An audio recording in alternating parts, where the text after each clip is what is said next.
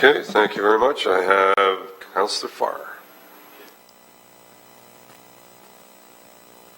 Mr. Mayor, thank you. You know what? There's some great questions today, and I keep being reminded of Council and the reaffirmation motion last week, and I was originally obviously a little befuddled and referred to a meeting I had with the school kids who all but one sat around that table the day of Council. That was a true story, and talked about all the good reasons why and the costs of not doing LRT and all of that.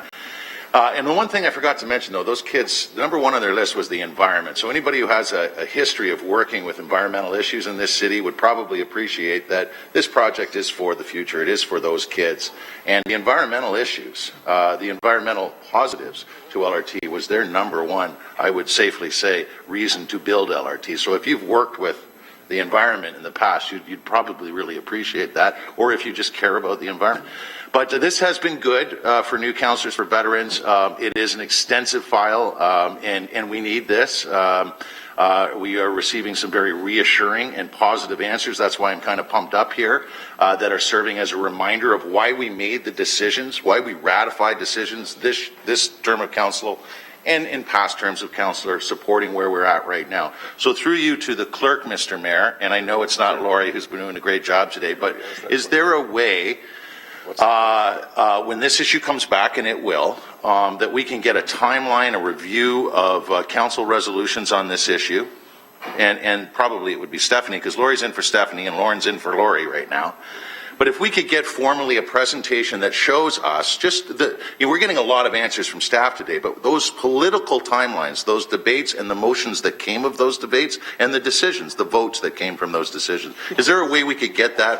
I'll second that. I don't even need to move it as a motion, but as I'll turn to the clerk. I'm sure that's available. And then Paul Johnson, if you have anything to add. Madam Clerk? We have our records department has assembled some information. I'll check. I think I can distribute that by email now. Documents.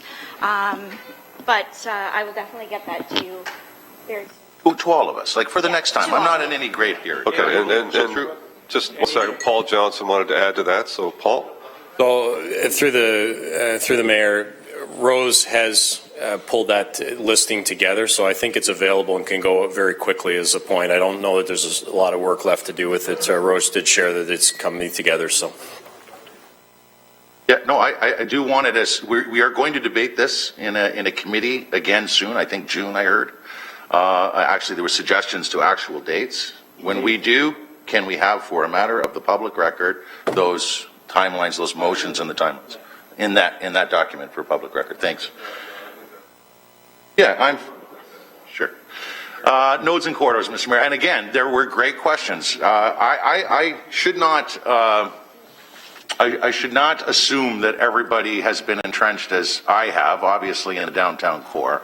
And the other councillors who are along the line, it's been referenced already. There is undoubtedly been a lot of attention to this throughout the city, but can you imagine along the line? And so, earlier we had the chamber. So for the edification of my colleagues outside of the line who have asked some very good questions, and I'm not patronizing here. I've had a chance to look at some emails. I've heard from the International Village BIA. I've heard from the Downtown BIA. International Village BIA referenced that the worst case scenario in today's debate or this debate is that we lose the LRT, okay?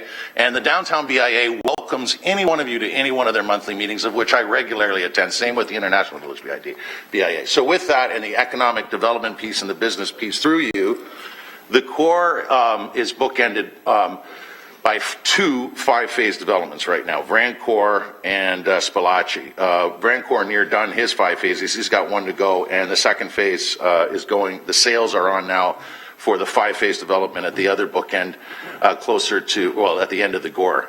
Major hundreds of millions of dollars being invested by two proponents of LRT. These developers are big LRT supporters.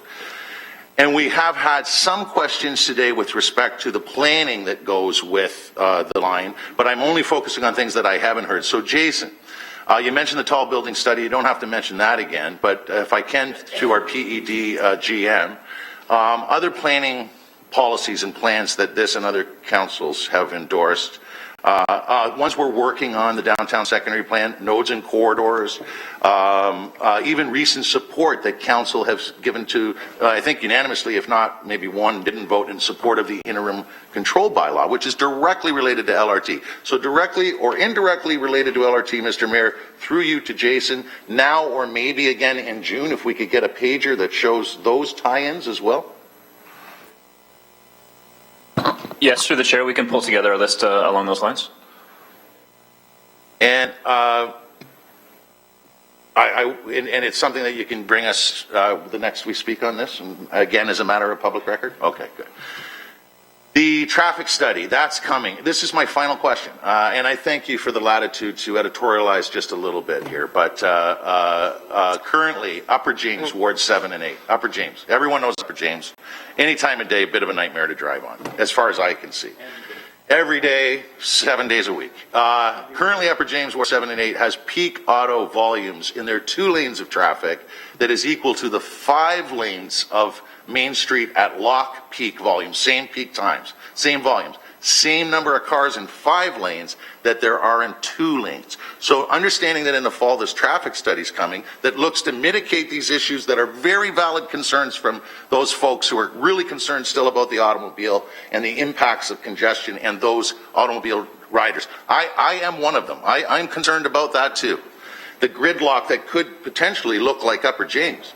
Does this study that's coming to us in the fall, do these staffs, do we look at that through you to John Mader, the capacities that we have currently now, how we handle those capacities on those streets that are widely known to be much more congested than even the 5-laners that are Main Street at lock now, and how do those comparisons tie into that study? What will you share with us that help us with respect to that? Mr. Mader.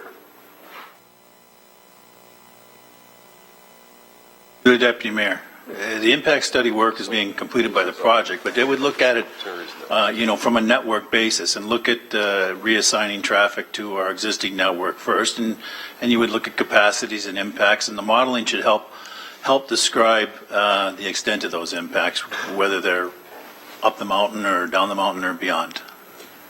Okay, good. So you're looking at capacities, and you can make comparisons, I would assume, John, through you. To the Deputy Mayor, yes. Part of traffic impact work in general is just look at capacity roadways and see what they can handle. And once you've done that, then you start to develop solutions.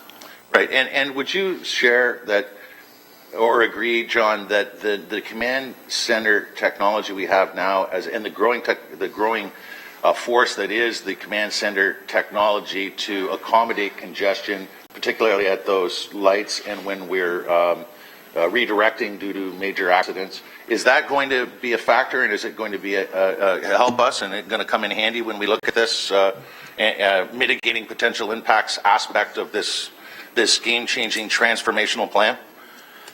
To the Deputy Mayor, certainly the investment that's been made there will help us to deal with traffic congestion and traffic accidents and those types of things all across the city.